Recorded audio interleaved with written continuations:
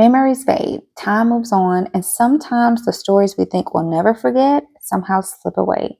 But what if we had a way to hold on to them forever? I found the perfect way to preserve it all. StoryWorth. StoryWorth makes it easy to collect family memories.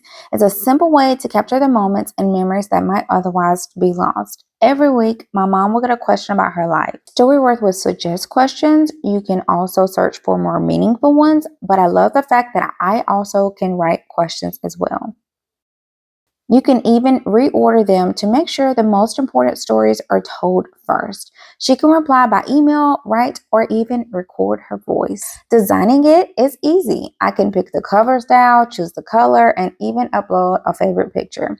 I can preview it before it prints, making sure it's just right. Life moves fast, and we don't always ask the questions that matter.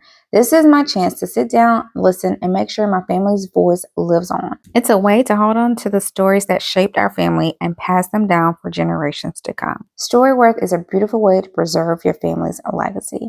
If you've ever wished you could capture your family's stories, StoryWorth makes it easy. Some gifts are open and forgotten, but this is a gift your family will treasure for years. Link in the comments.